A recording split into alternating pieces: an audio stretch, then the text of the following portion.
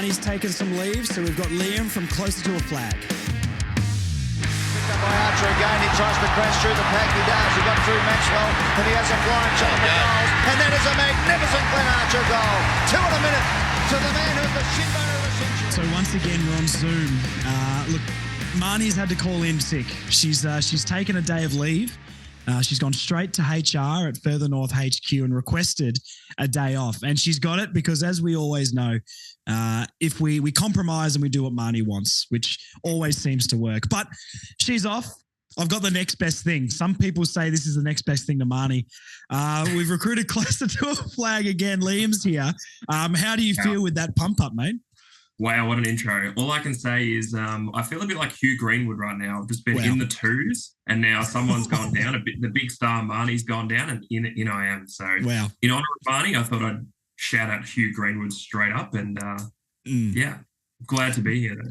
That has really made me feel at ease as well because it actually made me think maybe that is Marnie on the other side of that Zoom chat with all the Hugh Greenwood chat. He's got a gun to my head just around the corner. That's why she had to blur the background. I see. She blur the background. I don't want to. I understand. Are you saying you could be the Robert Hansen Jr. of the Further North podcast, getting a call up for once for a game and then maybe going back to the twos soon or what? Yeah, that's probably more realistic. That's more of a fitting.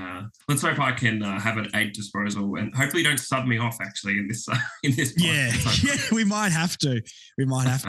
One thing I've noticed straight off the bat, and we're going to get into this. I'm wearing a helmet, and you don't have a helmet on. What's happened, mate? Because all I know is you've received a helmet, but it's not on your head currently. Now, can you please explain to everybody what's happening? So I've got a rather large head, which may be clear to everyone. So it struggles to fit. So I'm going to do the necessary during the week and get the hair cut a little bit and squeeze into it on match day. We might need some olive oil, some butter, the whole works, but we'll make it happen. But it's a tight squeeze for this big head. Would you shave your head red raw just to fit in the helmet for next weekend's game? Yes or no? Well, I'm bringing it to the hairdressers, and if my normal haircut doesn't work, then we're gonna have to go for it. So you see me bald.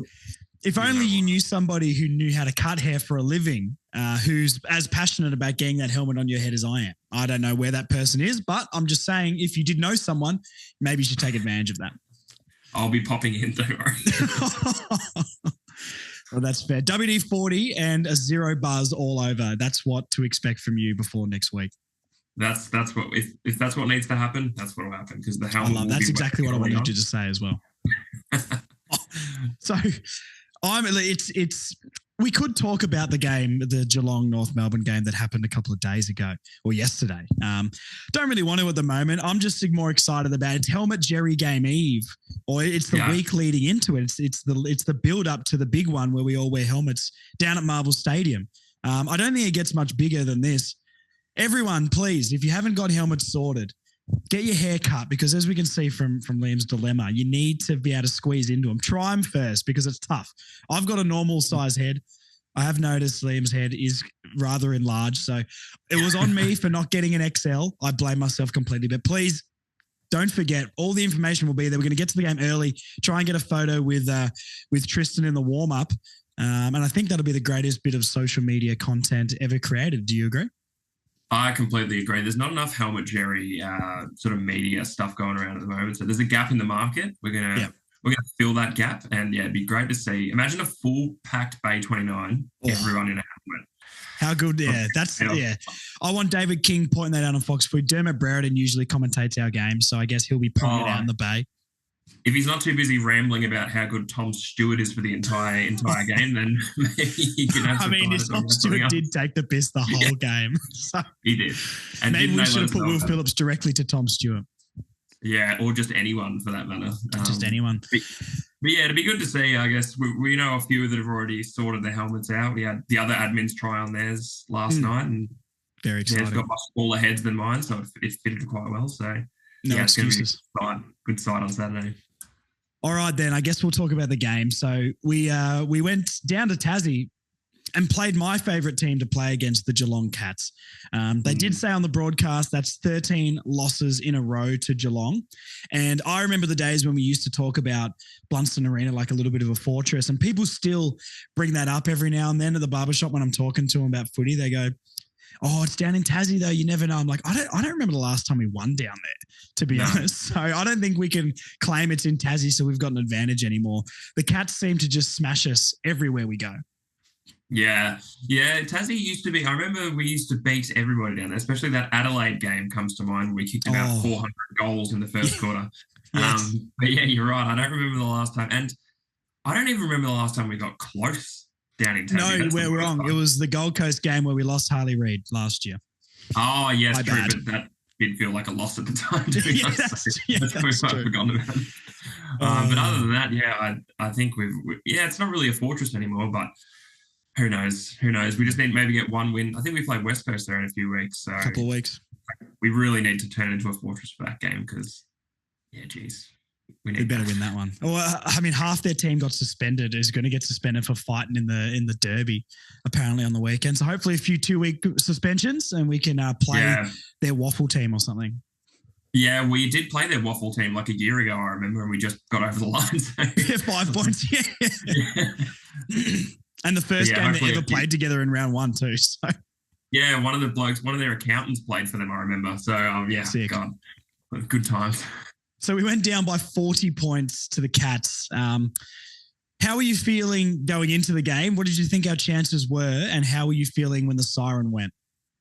I was hopeful. I'm always hopeful of sneaking a win. We've been in good form lately, but to be honest, Geelong are Geelong, right? They've done it before. They've been doing it for the last what seems like forever, actually.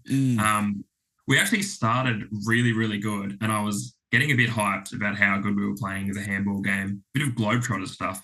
But yeah, I think they're just too experienced. Like that's what it was. They just outsmarted us, I think, during that game. And yeah, like they didn't really kill us at any stage of the game except maybe the end of the third quarter. It was just like a gradual sort of thing. So that's kind of what it felt like against, well, maybe not exactly the same against Carlton, but I feel like the Cats just, they did outplay us, but their players were just better players than us. I don't think we played poor for the whole game, or obviously there's a lot better result than we had round 4 or whatever it was earlier in the year. So yeah, look, I think they just had the better players on the day, and it was a lot of little skill errors and still making schoolboy errors, I think, from us. And they are all basically schoolboys, so I'll forgive them for that. But the same things creeping in every week, I think. I feel like just poor delivery into the 50 and just making tiny little errors in crucial positions on the ground that lead to turnovers and goals. Yeah, I think that the shining light of that is I think in one of the, I think it might have been the second, we had all those inside 50s that were just helicoptered or turned over or whatever.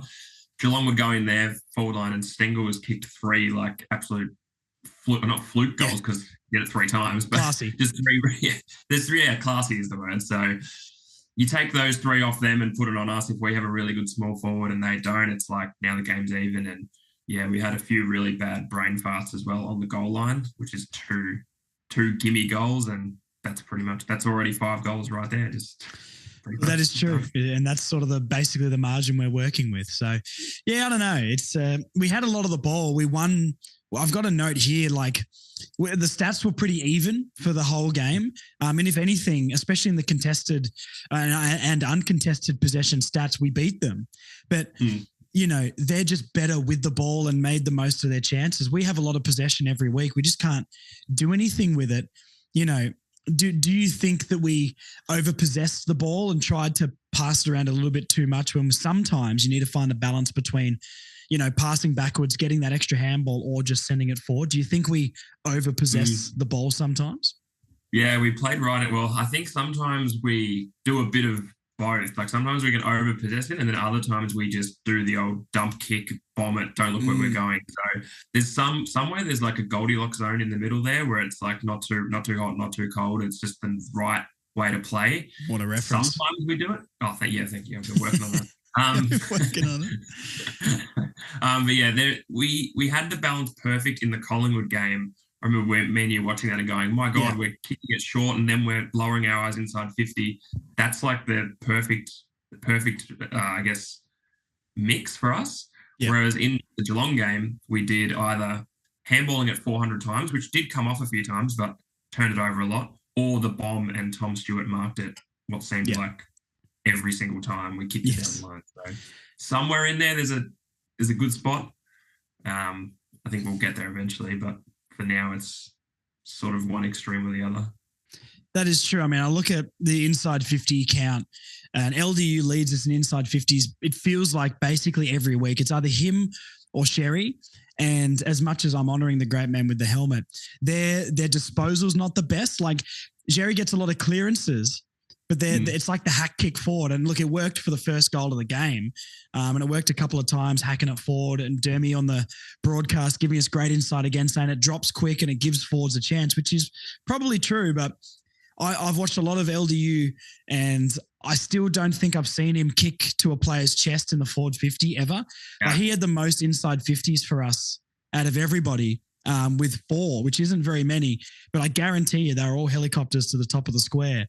You look at someone like Sheez, and he had so many goal involvements, but 4 inside 50s and 2 of them were goal assists. So it's like you'd rather go 50% disposal inside the 50 leading to something than just bombing it in. But, I hope it's a symptom of a younger team, but I feel like we've been saying the same thing for a long time. Yeah.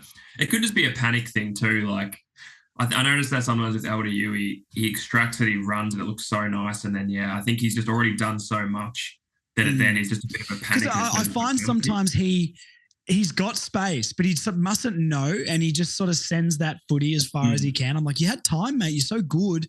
Do you have to be an elite kick to try and kick it to someone's chest? Not really. Like, at least, obviously, if you're an elite kick, it'll always end up in the exact same spot, but at least give it a go, man, Yeah. Yeah, like you can live with those types of turnovers, right? If you just miss a target or it just goes over someone's head, like, so what? But, the one that kills you is just that long bomb that just gets in it, especially with Geelong too. They've got, so many players that can mark it. And it's, like Paul Larkey was, it was on his head about 400 times, which I think we almost talk about that every week as well. Yeah. But when he's on the lead and he takes those marks, it's like, why don't we just do that all the time? Why don't we do that every time? Shouldn't that be the goal? You've got an all-Australian forward and he can't take contested marks. So why don't we try and let him not have to do that? That's right. I thought in this game as well, and I guess we'll talk about, we can talk about the forward line in a second, maybe a bit more, but I thought like Teakle sort of, and I like Bryn Teakle, he's my guy, and I think he's been really, really good, but I think he got in the way a lot this game. I think, Chom flies at everything and Larky's always leading.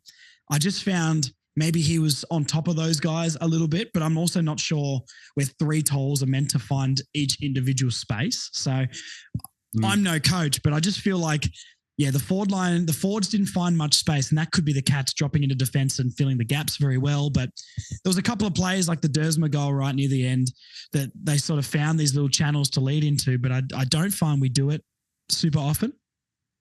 Yeah, it's a good point, actually, because it's probably I think last week was the first time we had Chom, Teakle, Larky all in the one forward line, and it didn't seem to work too badly.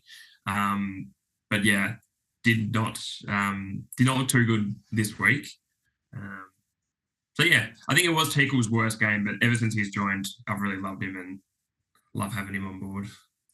Yeah, no, I like Bryn Teakle as well, but I don't know, maybe just not his best performance I've seen. I don't know. I don't want to criticize him too much, but the worst part of the game was probably that late in the third where everything just to go wrong. You know what I mean? Everything, like, it's a classic North Melbourne moment of there's a few minutes left in the third. I got off the plane. I flew back from Gold Coast while this game was on. I watched the replay, but what I found was we were like 16 points down, and I looked at the score just before the third quarter end, and I was like, oh, wow, we're actually back in this game. Who knows what could happen?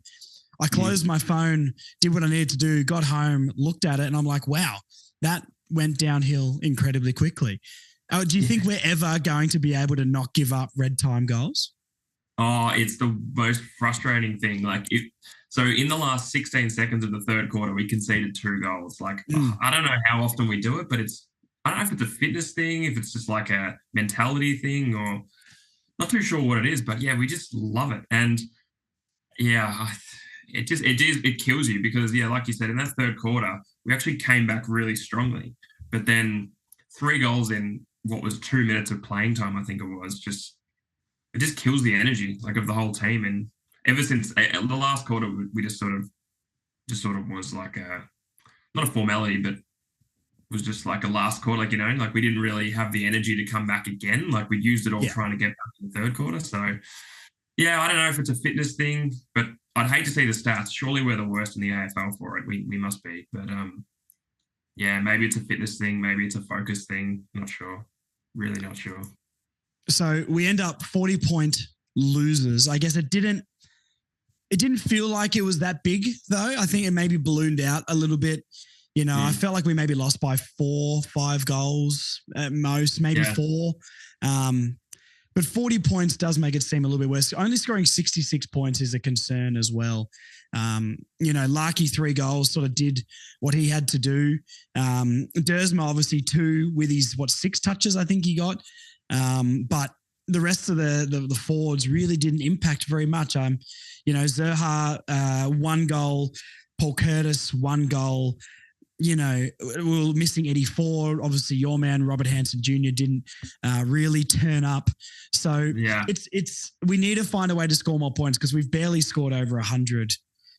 All year. And keeping the Cats to 100 points, I guess, is a decent effort, even though it felt like to me our defense maybe wasn't. It feels a lot more structured down there with Griffin Logue, but I felt like as soon as that ball hit the ground in defense, we struggled a lot. Holding them to 106, I think is okay, but geez, we got to be able to score more than 66 points. Yeah, 66. I think what we're really missing is a buzz. Stengel was a prime example of that watching this game. Just a small, buzzy, quick forward.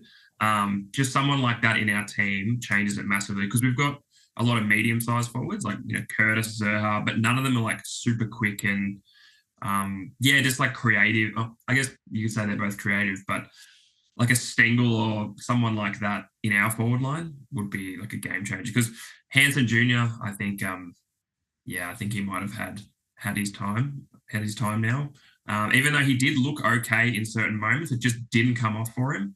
I think that's what we're really missing down forward is just one small little annoying forward, like a Lindsay Thomas or something, and then we'd have actually in my mind, we'd have a complete forward line, I think, to be honest, positionally. Would you take Matt Campbell back right now? Oh, in a heartbeat. What about Eddie Sainsbury? Even if he's 40. Sainsbury, of course. Of course. Jaron Wyman. Well, oh my God. Now that is a deep cut. You can't go deeper than that. No, you can't. I challenge anyone to find a more niche player than that.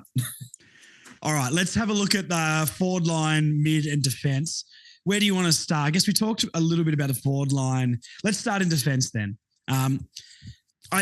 As we've said before, our defense gave up some really silly goals. And it wasn't necessarily the defenders, but I guess the defending of the team in general. Teakle and Dylan Stevens spilling one directly to a Cats player to kick a goal.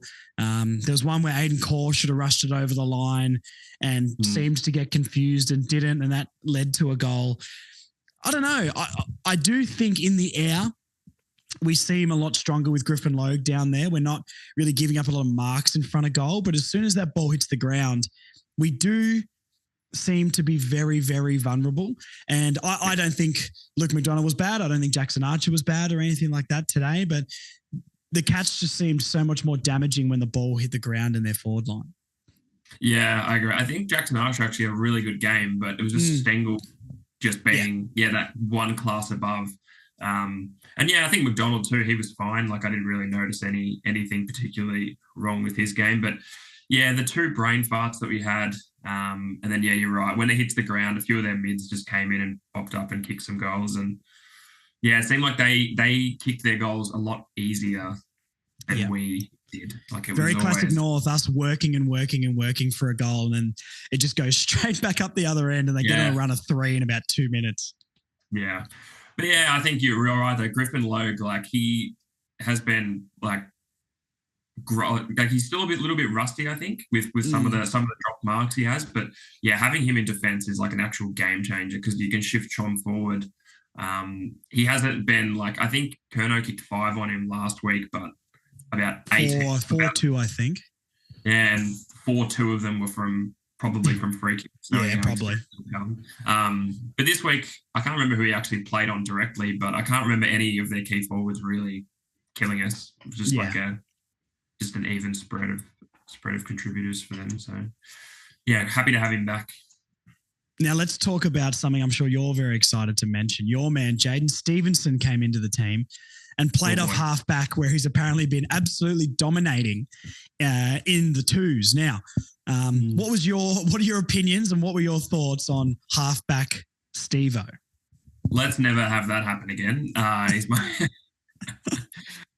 think it was just more of a necessity thing as well. Like we don't really have, other than maybe Bergman, like there's no one that was in the twos that could come in and play that role. Maybe Hardiman?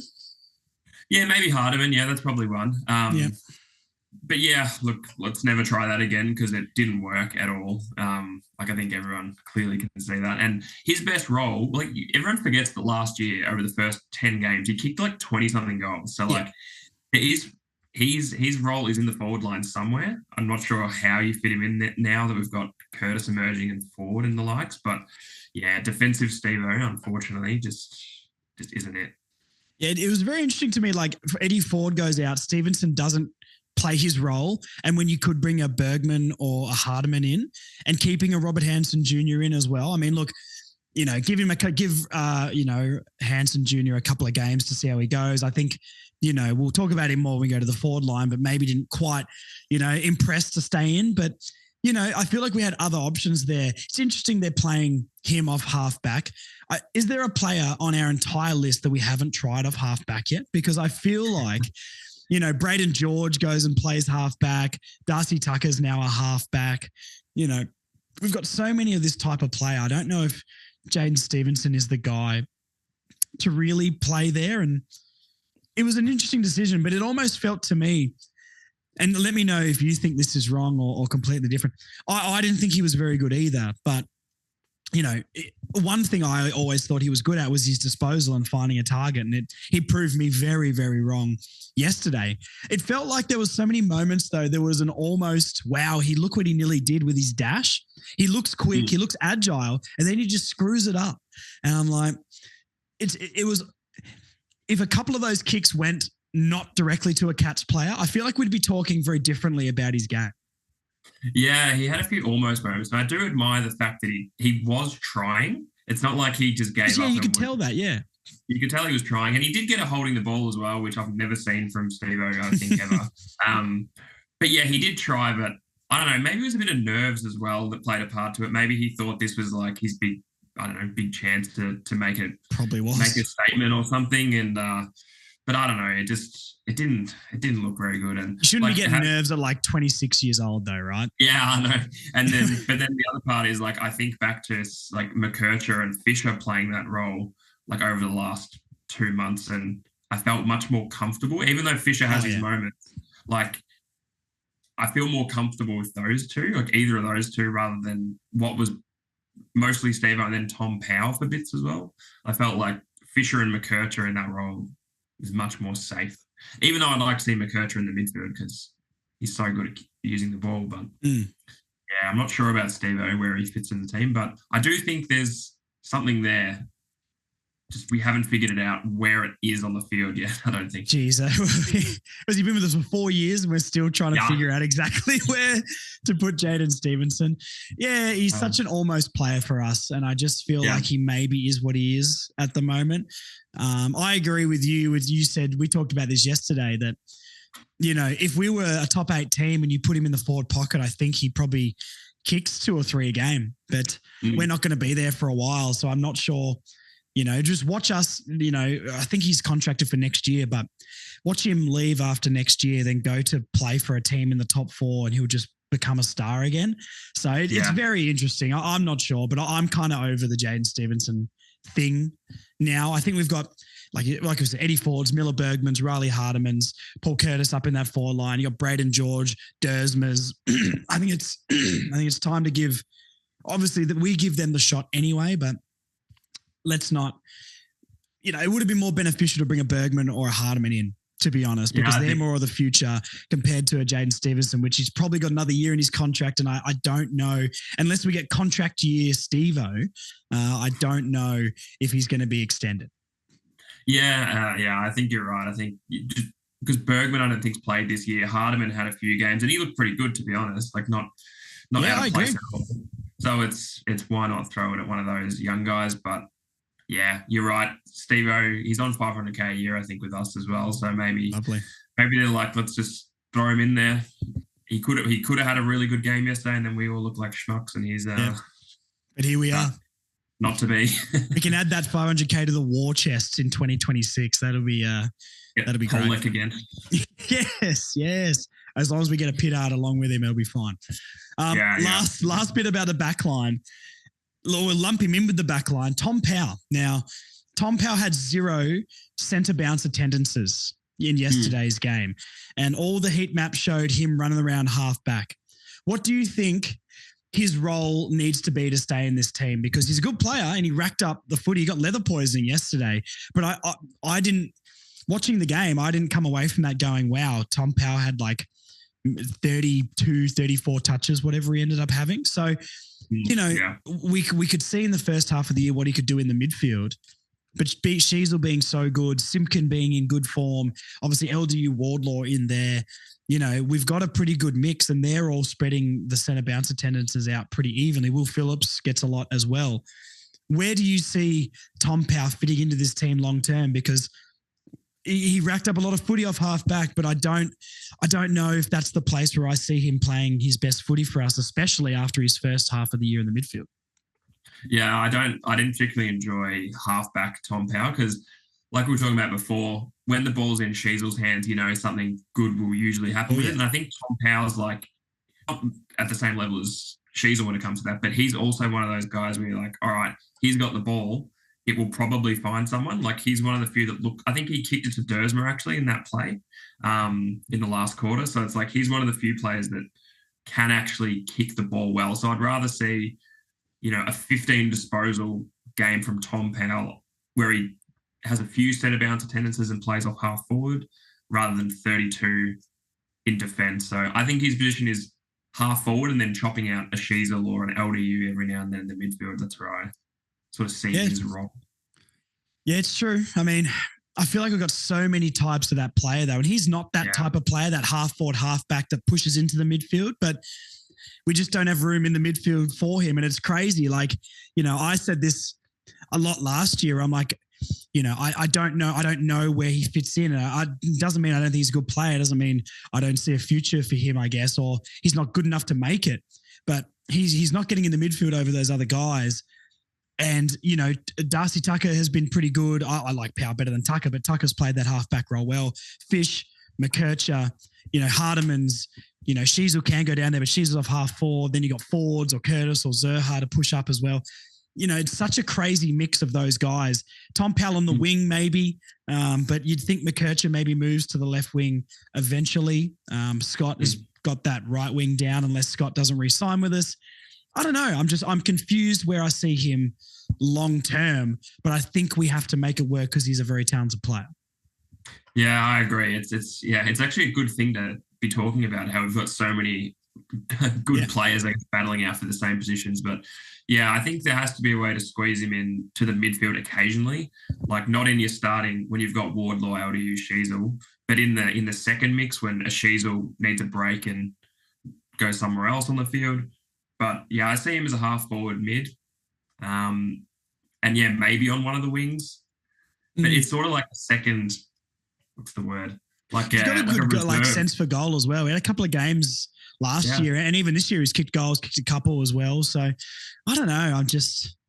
I want him in the team, but the balance of the team's got to be right. And he's one of those players that is good enough to be in the team, but playing alternate positions and maybe not getting the best out of him, and maybe keeping someone who'd be better in that position specifically out of the team as well. So it's a confusing one, but that's why Clarko gets the big bucks. Yeah, I'd be interesting to see. I think maybe we'll probably see over the next 4 or 5 weeks him thrown all over the place just to see if we can find something. But yeah, my vote's for half forward. So Clarko, if you're listening, that's where I'm sure he is listening, mate. You have to worry about I'm that. sure. Dribbling notes meticulously going, these guys have found some gold. It's all right. We'll forward them on to Clarko after this, all right? What we might do now, we'll go to some voice messages. Thank you, everyone, for sending them in every single week. Win or loss, mainly loss, obviously, around these parts. We love the contribution and the energy everybody brings. They're ripping voice messages this week. All the favourites are here, plus some. So thank you. If you guys want to send us voice messages every single week after the games, furthernorthpod@gmail.com. That's where to send them. Keep them short, keep them spicy, keep them fun. And we'll play as many as we can every single week. So we're going to throw to those now, and we'll be back very, very soon. Hey Josh, hey Marnie, Jen here. Our disposal going inside 50 today absolutely killed us, and a couple of errors in the back line. Oh my God.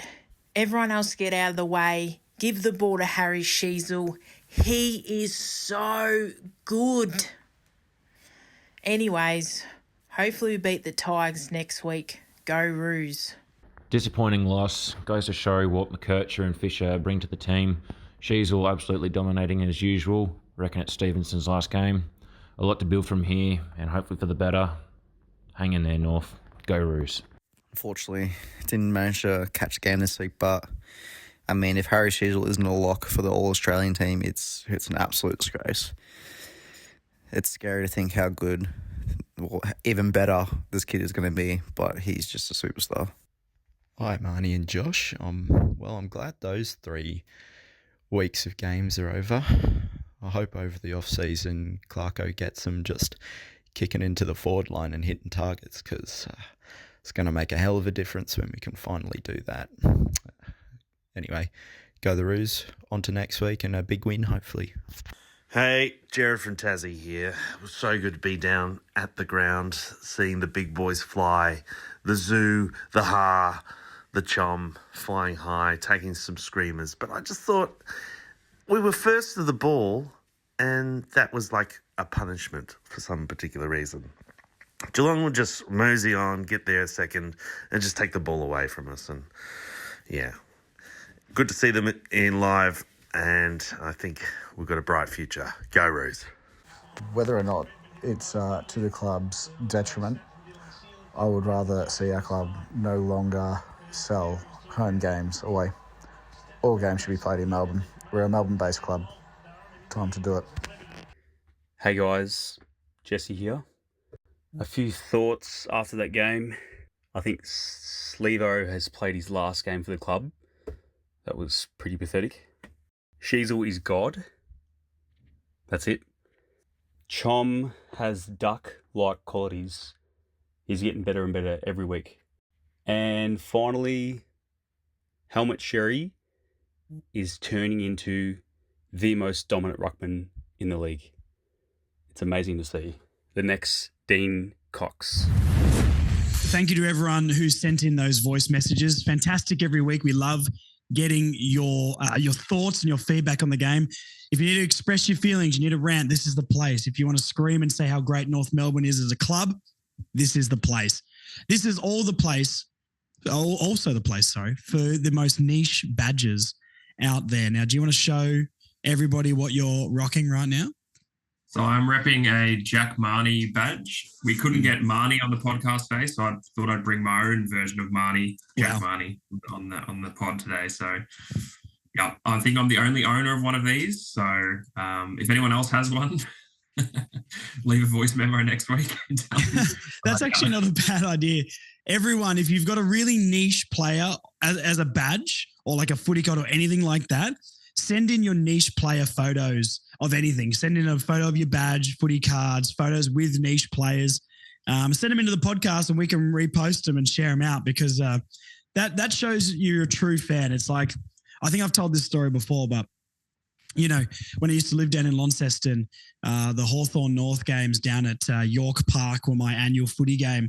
And I got my first ever jersey signed by Ed Lower, Matt Campbell, and Ben Spate, which at the time I was starstruck. And then little did I know years later that they just sent the juniors out to sign all the plebs jerseys while everyone else actually warmed up who was going to contribute in the game.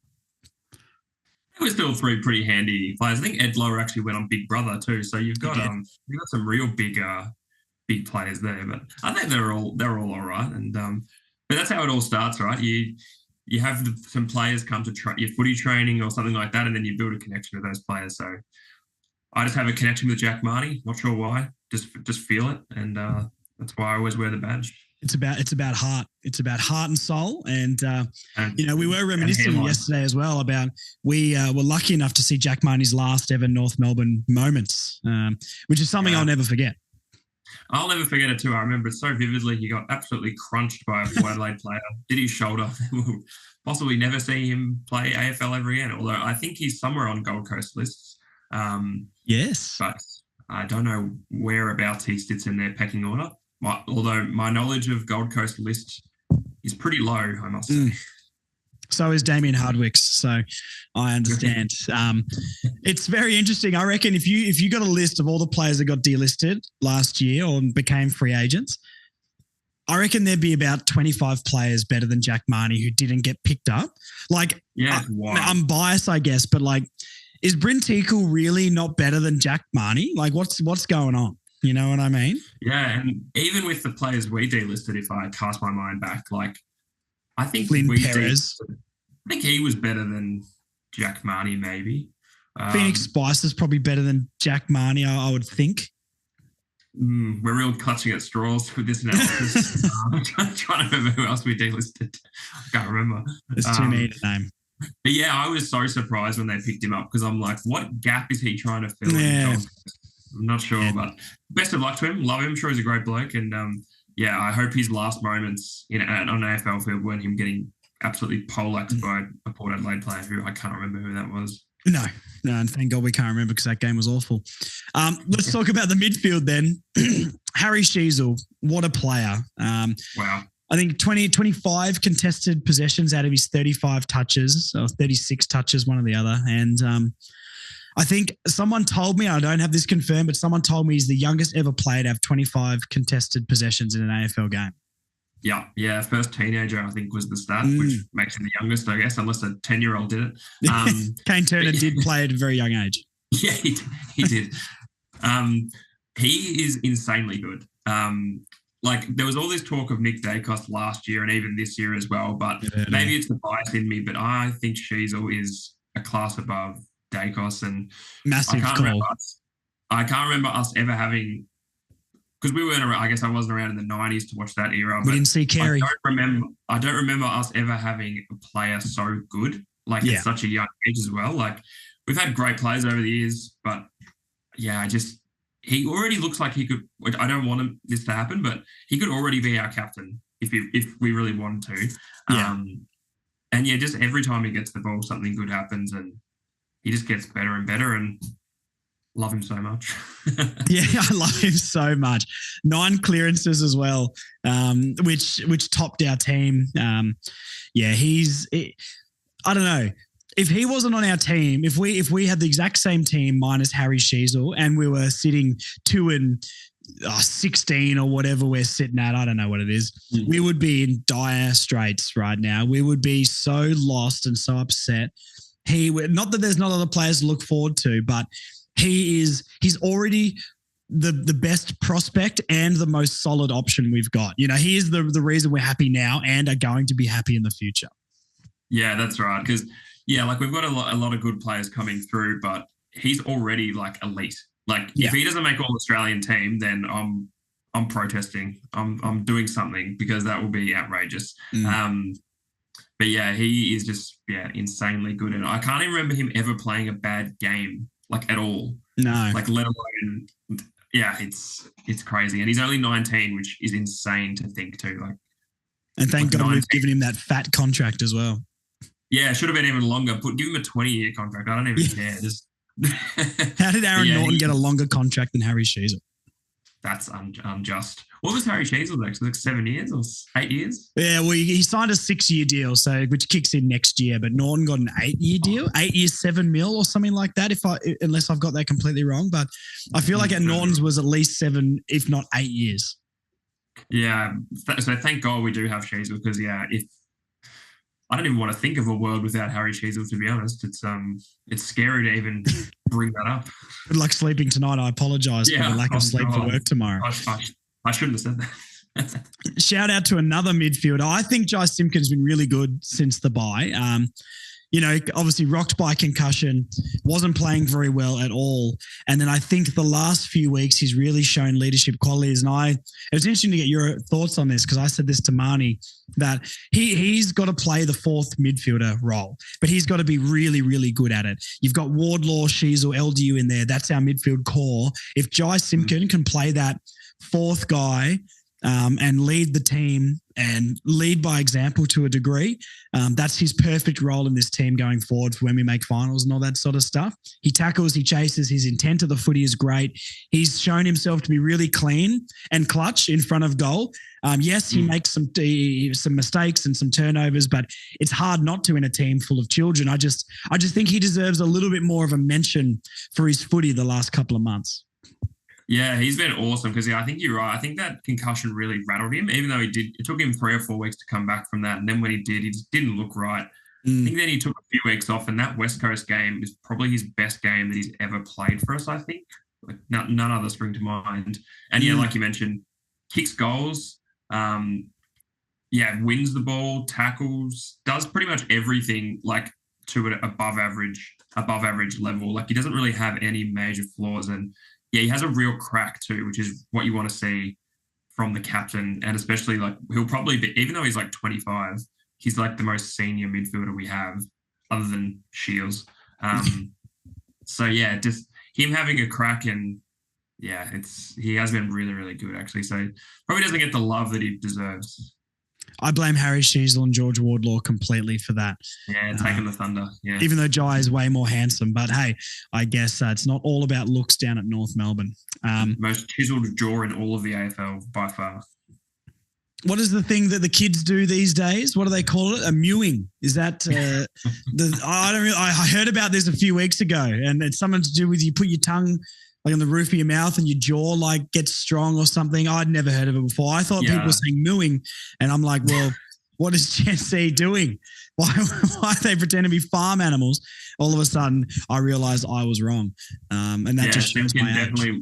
Simpkin definitely would have mewed a few times in his life. I would guess, but no one can come for his crown of number one chiseled jaw in the AFL. That's for sure. Expect some Simpkin mewing memes up on Closer to a Flag very, very soon. I've just written it down. Yeah, just getting free content for you here, mate. All right. Thank you later. Tristan Jerry, the helmet himself, Mr. Tristan, a very, very good player, very, very good ruckman. Give me your thoughts on the turnaround of him this year. I guess we haven't talked about, I don't know, like, did you come on in during the season or you guys were on pre-season in the preview, but I don't think you've been on since then. What do you think about this turnaround? What did you think of him last year, honestly? And what do you think of him now? He has to be the most improved player in the AFL, not just for North. Ever. Like maybe Comben, we would come close, but Comben didn't really have a crack at it. So that's like, I guess, but he played most games last year and he didn't look like it. He didn't look like it at all. No. I was really nervous when we got rid of Goldstein, which is turning out to be as hard as a decision that must have been, is like a masterstroke, because Jerry would be, other than Sheezel, probably second or third maybe in our BNF right now. Maybe LDU up there, but I'd say probably top three. Yep. Those three would be they're our top three right now for the BNF. And there was a lot of sooking in the week about him being a bit too rough on poor DeConing. And world's smallest violin was being played here.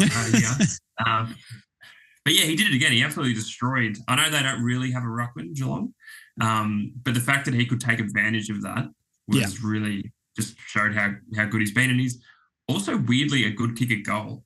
I know he missed one on the weekend, but he's kicked some good goals this year too. So very surprising, very happy, and that's why we're all wearing the helmets in his honour this weekend. He's turned me into this. He's turned me into an unstoppable freight train of Tristan Sherry love. You guys know how hard I've been wanting everyone to get the helmets. I basically forced helmets upon all the admins and Marnie and everybody. and look, you'll thank me after because the occasion will be massive. But I don't know. Everyone knows how much I disliked him last year, and not a personal thing, obviously, but I just didn't see a single trait he had that would suggest he could be a modern ruckman. But it's interesting because the modern ruckman has sort of changed this year. Big lumbering ruckman and taggers are back in 2024, and I never thought this would be a thing. If Shane Mumford was playing right now, he would be dominating. If we should get Matthew Burton back, see what he's doing, it'd be an all-star cast. But hey, look, I just can't believe the turnaround. We say this all the time, so we're just going over old stuff. But he dominated the hit-outs. We didn't maybe dominate from clearance. We didn't feel like we were roving the ball super well. We did all right in stoppages around the ground. But, it seems to be maybe we have games where the midfield is winning a lot of clearance, but he's maybe not dominating the taps, or it's the other way around where he's getting all the hit-outs, but we maybe don't dominate. Maybe he's a little bit easy to read off the tap as well. So hopefully he can develop, a little bit more that I'm really impressed with his work around the ground. Has been a lot better and more solid. He's starting to take a few contested marks, but I can't wait for the game where, Simpkin, LDU, Wardlaw, Sheezel, Pow, whoever's going in there are on fire and he's just dominating the ruck because we'll be unstoppable out of that midfield. I don't think we've seen those things all click together yet, but when they do, it's going to be very scary. Yeah, it's just good to know as well that we don't have to search for like a new ruckman. We don't have to search for all these pieces anymore. A lot of them have just come from nowhere. So yeah, he's been awesome. And yeah, like I said, top 3 BNF so far, I would say. And I think he might even get a maybe cheeky Brownlow vote after the weekend's game because he was really. He's probably got a few in there, mate. I don't know. I guess we lose a lot of games though. That's probably the one thing that lacks for us getting Brownlow votes. But if we won a few of those games, I reckon he'd poll a few. So I guess we'll see. Agreed. Yeah, we'll see. Send in your screenshots on your sports bet accounts, betting on Jerry for Brownlow votes. That's what we want to see. We'll wear the helmets if he polls on Brownlow night, we've all got to put the helmets back on. That's the rule. Absolutely. In case anyone bets their mortgage because of what I just said, gamble responsibly, please. There's not really much more to talk about with the midfield. LDU, once again, it felt like a very early season LDU game. He racked up a lot of footy. He had some moments where you're like, okay, he's going to explode. But it was a bit of a nothing, not a nothing performance, but he maybe didn't have the impact with touches. It felt like a Sheez 35 off half back compared to a Sheez 25 off half forward sort of game. You know what I mean? So I don't know. What did you think of LDU's game? Because I feel like the numbers look good, but maybe lacked impact. Yeah, he started off like a house on fire, and I thought, here we go. This is going to be a vintage LDU performance. But yeah, I think he did it a few times where he would break the lines as he does, but then the next kick just didn't come off very often. So that was probably the missing piece for him. Like a good game, I would say. I would call it. It was good. It wasn't bad. It wasn't average. It was a bit above average. But yeah, he's definitely played much better games, and especially over the last 6 weeks, he's been like elite. So probably a little bit down, but at the same time, still a reasonable game. Just probably lacked the little polish at the end, and that was it. Any more tips on the midfield? Anything else? Any other midfielders you want to speak about? I mean, Dylan Stevens, another okay game, but turnovers and mistakes. Like his stats once again read all right. He's getting involved in the game a little bit more, but maybe didn't link up with people well. Bailey Scott, running up and down the wing, doing what he does, but once again, not standouts. Is there anyone else you want to talk about in the midfield? Yeah, I think Wardlaw played a similar game to LDU where he started off really well and then just sort of faded out of the game. He did trip someone too, which they're saying could be a suspension, but it's only a fine. So thank God. So he's still eligible for the Rising Star. But yeah, he was another one where he had a good start, decent game overall, but yeah, just probably lacked that polish at the end. And that probably sums up our whole team, to be honest. Just good, but then just lacked the little polish at the end, and that was the difference in the game. Yeah, like look at the numbers, apart from like the top ones we've talked about, like Wardlaw 22, Phillips 20, Tucker 20, Scott 18, Stevens 17, Shields 15. Like people are wrecking up the ball, but yeah, it was a little bit of lack of impact or nothing really happened with the ball. So we seemed to get around it. Did you see Will Phillips tagging anybody? Because I didn't feel like Will Phillips was really having a hard tag on anyone. I heard they said that Shields went to Dangerfield a little bit, but did you see Phillips tagging anyone? Well, I think Phillips was on Dangerfield for bits in the first quarter, but then they moved Dangerfield in the forward line pretty much straight away. That's how scared they were of his impact. But other than that, yeah, he didn't tag anyone. I thought they might. Well, you can't really put him on Stewart. So I think he was just sort of playing midfield. He had a few moments in the first quarter where he turned it over, but I think overall he had some massive tackles, which is what he's there for. So, yeah, I'd like to see him just stay in the team from now on for the rest of the season. Yeah. Can you play Powell and Powell, Shields and Phillips, though? I feel like it's just too much, trying to mix and match players. Like, where's Liam Shields playing in this team? He's not going to play in the midfield. You got to stick him on the wing. You can't stick him in the back line, probably not the forward line. But then, you got McKerches to come back, Stevens, Bailey Scott, Tucker played a bit of wing. Simpkin has to go out there sometimes. Tom Powell, what's the balance seems strange with the amount of midfielders we're trying to play in other positions. Yeah, it's sort of like the All-Australian team where there's just like 16 midfielders in there. Like a super coach.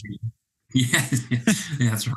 But yeah, it is very tricky. The Shields one's interesting too because, like, if you think about it, you'd just say, look, let's just put Shields in the twos and have just play a younger player in his position. But I feel like he's underrated leadership on the field. So I sort of want to just have him there for the rest of the season. We're not making finals this year, I wouldn't have thought, unless there's a lot of... We're still a chance. Unless there's a lot of performance-enhancing drugs and maybe 8 teams get wiped out, then we might. Yeah, maybe. But, I want to see him stay in there. And then next year, I don't know if he'll run around again next year, and that sort of frees up a spot for Powell, for Phillips. But, yeah, it's interesting because you can't just have 12 midfielders, some playing as halfbacks, some as half forwards, and just hope for the best. So it'd be interesting to see how we work it out in the long term. So the forward line, I guess the main guy up forward, Nick Larkey, 3 goals, a pretty classic Larkey performance. I mean, sub 10 touches, but 3 goals, sort of did what he had to do. Zerha chipping in with a goal. We sort of talked about the forward line a little bit before. I found it a little bit dysfunctional, like players didn't know where they were meant to be to maybe accompany their fellow forwards.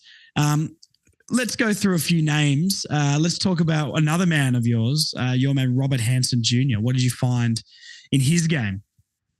Yeah, he was actually higher up the field, I noticed, most of the game. Like, I don't remember him ever sort of buzzing around deep in the forward line, maybe once or twice. But, yeah, there was 2 moments where he could have found someone, like, for a goal assist. And if both them came off, I'd be sitting here going, okay, let's give this guy a few more chances and see how he goes. But yeah, they just both missed, like both those chances were missed and they were gone, and Geelong rebound and probably scored, to be honest. So yeah, look, I wouldn't be completely upset about giving him another few chances because I think the last small forward we had, Phoenix Spicer, I think he played about 10 games in the end. So I'm not ready to write him off just yet. Yeah. But yeah, he had a few moments where if he pulled it off, he'd look really good, but it just didn't happen for him. So if Eddie Ford's available next week, do you make that change? Well, I think you bring Dersma in straight away to start. Yeah. And then, yeah, if Ford's back, you've got to bring him in somewhere too. So do you put Ford in for, like, I'm assuming at least one of McKercher or Fish will come back. So I'd say Jaden Stevenson probably makes way. Do you make that Robert Hansen, Eddie Ford swap then? Or do you make the Jaden Stevenson, Eddie Ford swap and try and, play more people in the back line? No, I think you could you could straight go Robert Hansen for Ford and then maybe Dersma the sub again, perhaps, because Ford is a little bit better than Dersma at this stage. But, Steve-O straight out for McKercher or Fisher, whichever one of them. And yeah, it'd be interesting to see if McKercher and Fisher are ready next week because we'd have to squeeze probably if Dylan Stevens maybe just gets edged out. But interesting to see what we do next week. Zerha, what did you think of his game? Yeah, good. He's actually been really good ever since we've gotten good, or gotten good. Better. Ever since our form has improved. Yeah, he looks very invested, I think, is the difference. At the start of the season, I think we talked, and it was a bit, he just didn't look like he really wanted to be there as much, but you can see now he's really quite invested. 19 disposals and a goal, and the goal was really good. I wouldn't say it's one of his best ever games, but it was a good game from him. And do you like bull in the sleeves? It looked weird. I didn't like it. You didn't like it? I liked it. It looked different. Maybe that's what I was just scared of change. But don't bring your personal life issues into the football club, mate. All right, that's what David Noble did, and look how it ended. Yeah, they call me the David Noble of the podcast. I'll stick exactly. with well, you're hanging around, and Jaden Stevenson's running around the back line again. This is what happens. Yeah. Jack Marnie's back on the list. Yeah, that's right. Oh, I wish. But yeah, we'll be the forward line. Yeah, it was just like an almost game. I think each of them pretty much had an almost performance. So let's just pray next week in Spoon Bowl we end up coming out on top and shifting up the ladder somehow. Charlie Comben in the forward line obviously took a big hanger. Didn't really get on the scoreboard or anything though. How did you see his game, and where do you see him playing? Would you? He's had a couple of weeks up forward now. Probably one. We love Charlie Comben, but probably one good quarter out of 8 in the forward line. Do you persist up there, or do you move him back and try and move the magnets around a little bit? I think give him a few more in the forward line because, especially against a weaker Tigers defense as well. Yeah, he'll find his feet eventually, and I think what we saw on the weekend was a bit of like Teakle, Larky, Comben. Second game really playing together, and this was against a much more organised. Like even though Carlton are a good team, I think Geelong they seem more on than what Carlton were last week. Yeah. So, they'll work it out eventually, and I'd rather have Chom up for, because imagine a team where Larky kicks 50, Chom kicks 40, and Curtis kicks 30 or something. Like that's all. Stop it, mate. Stop it. Yeah. Sorry, I'm getting excited just thinking about it. I know. But yeah, I think persist with him forward. Because we know he's good in defence. So just persist with him forward for, say, the rest of the season. And if we get to the end of the season and he's maybe played 1 or 2 good games up forward, it's sort of 50-50 call whether he goes down back or up forward. But, yeah, he nearly took like 4 hangers on the weekend. So he loves to attack that footy. He does. I think the commentator said he's going to break some bones, whether it's his or opponents. So, yeah, I like him up forward. That's my vote. Let's talk about Zane Dersma then. Came on as the sub, and I think it's safe to say he's probably deserved a starting 22 spot next week. That's what I feel like anyway. It is interesting. I'd love to see how many goals like an Eddie Ford has kicked compared to a Dersma as well, because I feel like, I wonder if I can look that up now. Talk about Zane Dersma, and I'm going to see if I can find the goal kicking stats, because I don't know. I think Eddie Ford definitely. I'm not saying Dersma's better than Eddie Ford. I think Eddie Ford, definitely contributes more around the ground. But I don't know. Dersma's popped up with a lot of goals, and I just feel like maybe we're not giving him quite the credit. Yeah, I think he's had a few games this year where he's kicked 2. I don't know if he's kicked 3 yet, but I reckon if I had to take a guess, I reckon he's only a few goals behind Ford, and I think their goals per game will be very similar. Dersma's got massive upside. Like he literally scored within, I don't know, a minute of coming on the ground. So, and that was replacing Hansen, who didn't even get close to a goal. So to kick 2 in a quarter and a bit, and again, he's like 18. He's young. He probably was playing at the start of the season when we were really bad as well. So he might thrive in a more prime North Ball team. I'd love to see him come straight in, but I don't want Ford to go back to being the sub or whatnot, because I love our man Elvis as well. Well, that is true. It's saying here, it's only giving me goals per game, and it's saying they're 0.8 and 0.9 goals a game. So I don't know. Maybe they're a little bit more similar than I thought. I just feel like I can remember a lot more Dersma goals this year than I can Eddie Ford. But Eddie Ford definitely contributes more around the ground. So, look, you can definitely have them both in the team, and a Paul Curtis and a Zerha. I think our forward line, just with names and potential, looks very, very good. Even if we did find a really small, good crumbing forward, I think it'd be hard to fit them in the team because I feel like Paul Curtis can play that role. He can sort of play both. I wonder if we'll ever find that player, and when we do they shift someone who we like out of that forward line anyway? Because if you got Chom, Larky, Zerha, that's already half the forward line sort of taken up. Then you go your Curtis, your Dersma, there's 5. Then you got your forwards, and then you got your small crumbing forward. Other guys, Braden George. I don't know. It's going to be a bit of a logjam, and it's a good problem to have, like we've said before. But I don't know. I wonder where a small crumbing forward who would make way for that sort of player. I'm not saying don't make way for them, but it'd, if anything, cause more headaches, but good headaches. You know what I mean? Yeah, it's good to have these types of chats because last year we were saying like, oh, there's 4 spots that we need to fill in the forward line. Yeah. Now we're like, oh, it's going to be hard, but it's hard to know who can, because Dersma is definitely going to be there for the next 10 years. Like you can already tell he's got it. Like he's got it, yeah, for sure. That little lead into space and the little mark, it's just, I looked at that and I'm like, okay, how has he not played for like 2 months in the seniors? But anyway. Yeah. But yeah, I'd love to see him just have a crack for the next half of the year because I think he's only played for us when we were terrible. Yeah. So yeah, if we bring it this week against Richmond, he's in the forward line. There could be some chances. West Coast the following week, there could be some chances. And I don't know who we play after that, but there must be better teams because we've got Richmond and West Coast. Yeah, got Richmond and West Coast. Yeah, that's true. It'd just be interesting because he could just have one of those games where everything just happens for him and he kicks 4 or 5 and all of a sudden you're like, this kid's 18 and he's kicked 4 goals. I'd love to see him have a crack for the rest of the year. But who goes out for him is going to be hard. We'll still have to see what Clarko cooks. Well, we'll see.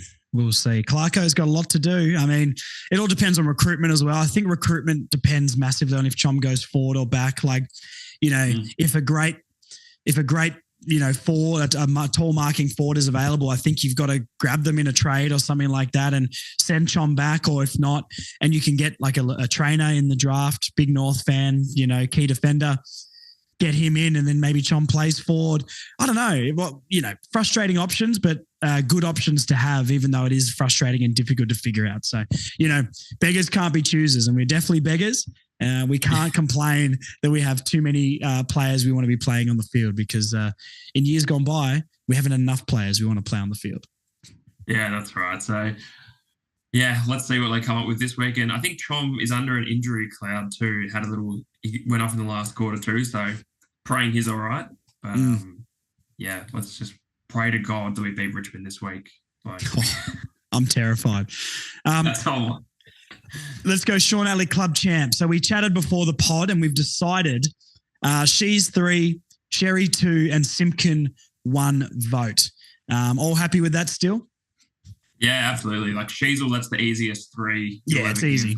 And I reckon Jerry is the easiest 2 you'll ever give as well because those 2 are the clear standouts. But yeah, the third one was a bit trickier. I think Simpkin's the right call. LDU had a really good first quarter, but sort of faded. And there was a few others that played quite well. But Tom Powell obviously racked up a lot of footy, but it's maybe lacking. I think LDU and Tom Powell the same, racked up a lot of footy, but I think Simpkin had more of an impact on the game than those 2 maybe did. So that's why I was giving him the 1. Yeah, I agree. I think, there's a few others that if you had to do a 4th vote, there'd be a few floating in that discussion. But I think that those 3 were the best 3, clearly, I think. Yep. Golden Helmet, the new segment we do here that we actually forgot about last week. So I'm trying to remember. I will be better, guys. Please hold me accountable. Golden Helmet play of the game this week. I had to put down Bull's Mark, an absolute hanger. Word on the street is that you maybe went for a quick toilet break while that happened and didn't see it until we recorded the podcast just before. Yeah, I thought it was a typo when you meant Chom because I definitely saw Chom's mark and I was Air Chom coming into land. But the Zohar one I completely missed. I'm not sure what I was doing. Daydreaming, not sure. But yeah, like we were saying, the whole falling over factor in Zohar's mark just makes it look a lot better. And even his goal was actually really good too. That could almost be a contender. Yeah, that's true. Good bit of link-up play as well.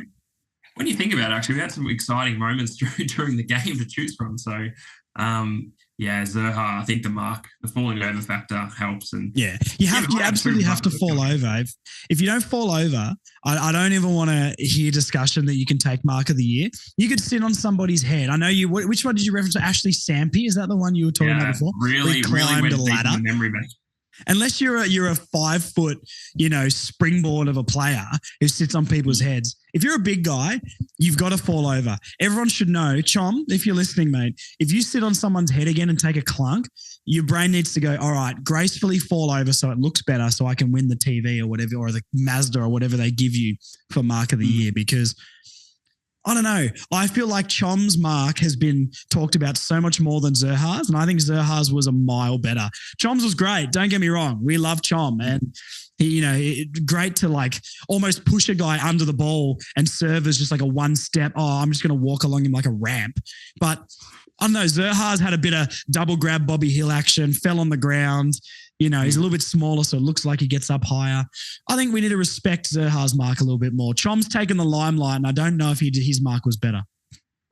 Yeah, maybe everyone was like me and went to the toilet at the same time, and everyone just missed Zohar's mark. But all of our pain as North Melbourne fans has got us all in sync. Yeah, that's right. But yeah, Zohar for me as well. But stiff Chom, I think he would have won it with that mark nearly every other week. So unlucky. They can have a word about that. Zohar needs to cool down. That's basically the podcast, mate, to be honest. One game that we'll probably never think about again. And hopefully it's just, I feel like the last 3 weeks we've all been mentally prepared to just watch rubbish games. Carlton was very fun, even though, we lost. We probably should have won.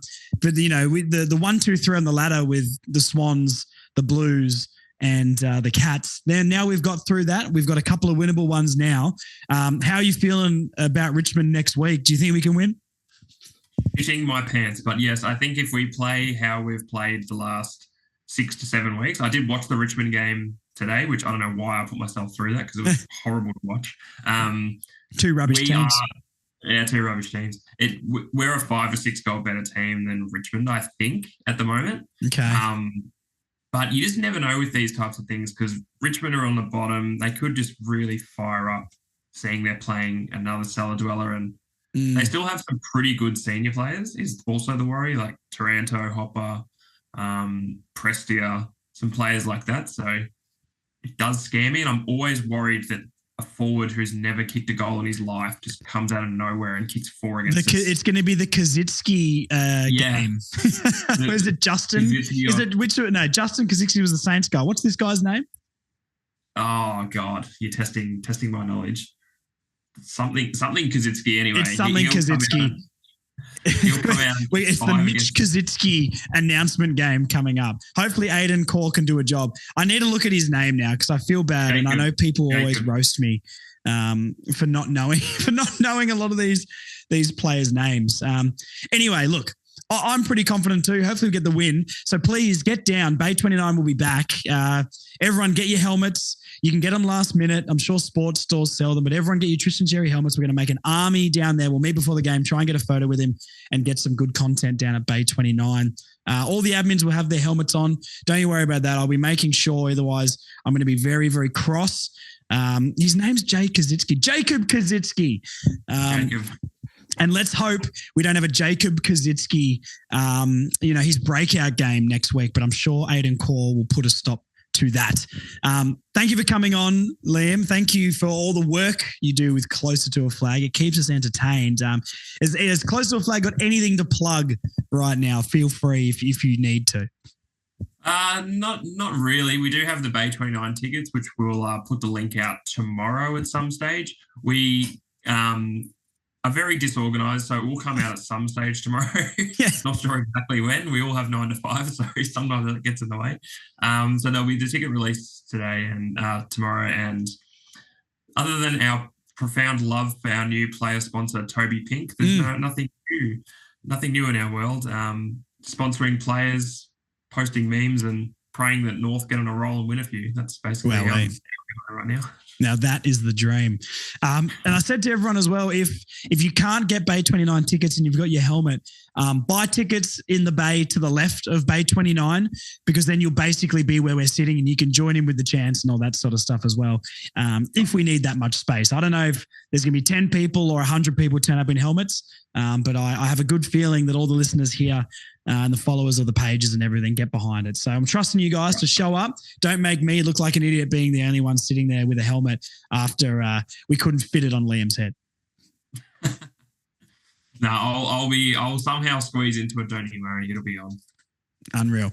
Well, thank you for coming on, mate. And we'll see everyone at the game next Saturday. Cheers, Josh. See you.